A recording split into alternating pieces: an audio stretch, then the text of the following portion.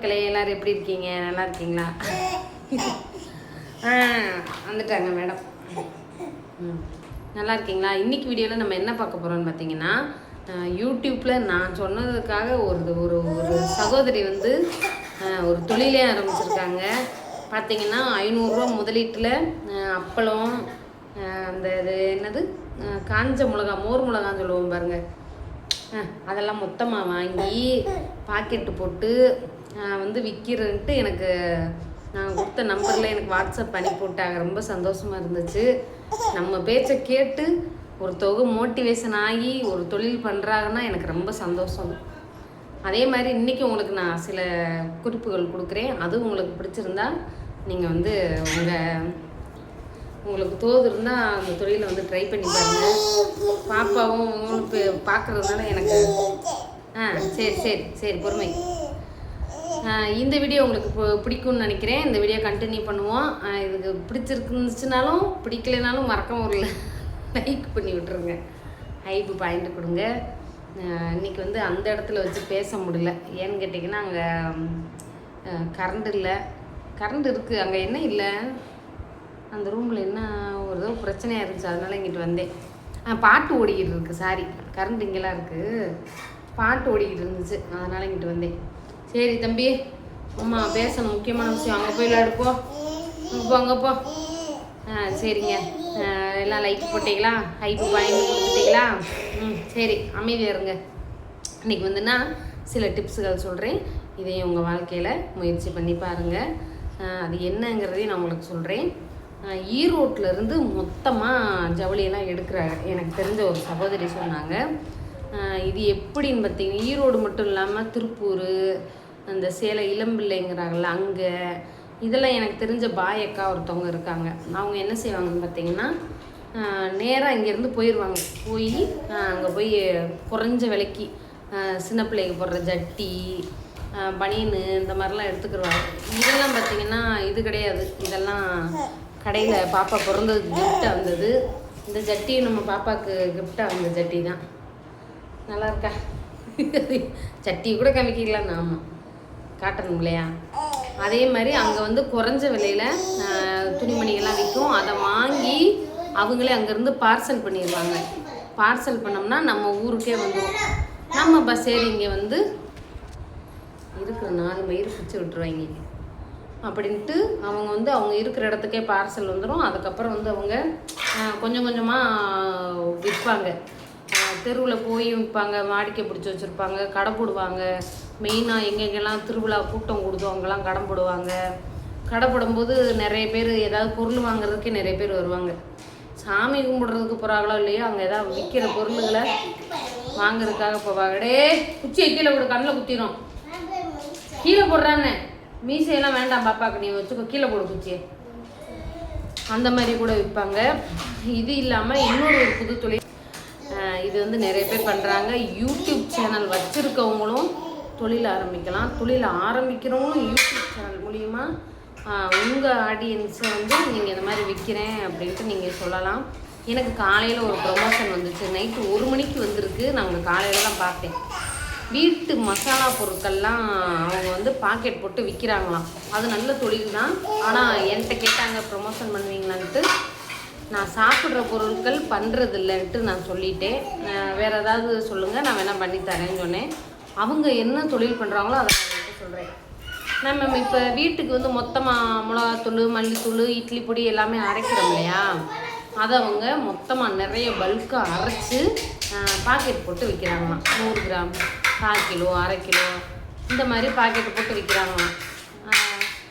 தம்பி, பல்காக அந்த மசாலா ஜாமான், மளிகை ஜாமான் எல்லாமே வாங்கி பல்காக வந்து வாங்கி அரைச்சி விற்கிறாங்களாம்.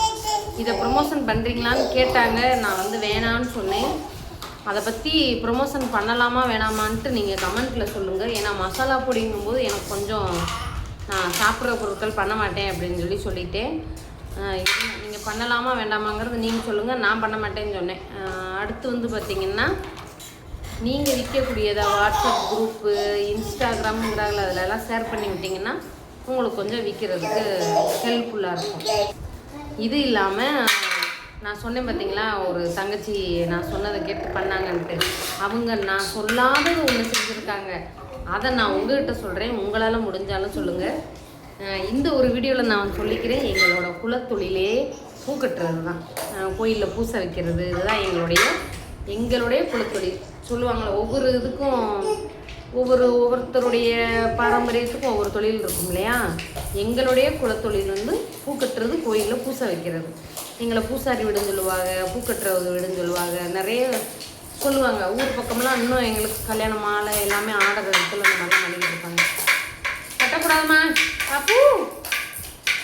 அந்த பாப்பா என்ன செஞ்சாங்கன்னு பார்த்தீங்கன்னா, அவங்களுக்கு 2 பொம்பளை பிள்ளைங்க இருக்குது, கை பிள்ளைங்க, சின்ன பிள்ளைங்க. ஒரு பொண்ணாப்போ எல்கேஜி படிக்க, இன்னொரு பிள்ளை ஒரு 2 வயசு பாப்பா, 1.5 வயசு பாப்பான்னு நினைக்கிறேன்.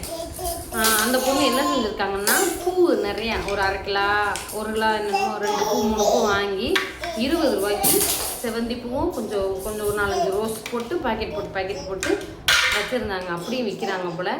சாயந்தரம் நேரம் நிறைய மக்கள் வந்து பெண்கள் வேலைக்கெல்லாம் போயிட்டு வருவாங்க. செவ்வாய் வெள்ளிங்கும்போது கத்தக்கூடாது, போ இங்கே போ, பேசிகிட்டு இருக்கல போ, கத்துனேன்னு அடிப்பேன்.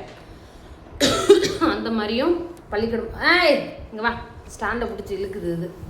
அந்த மாதிரி பாக்கெட் போட்டு விற்றுக்கிட்டு இருக்காங்க. இது ஒரு நல்ல தொழில் தான். அவங்க பேர் வந்து பிரகதி.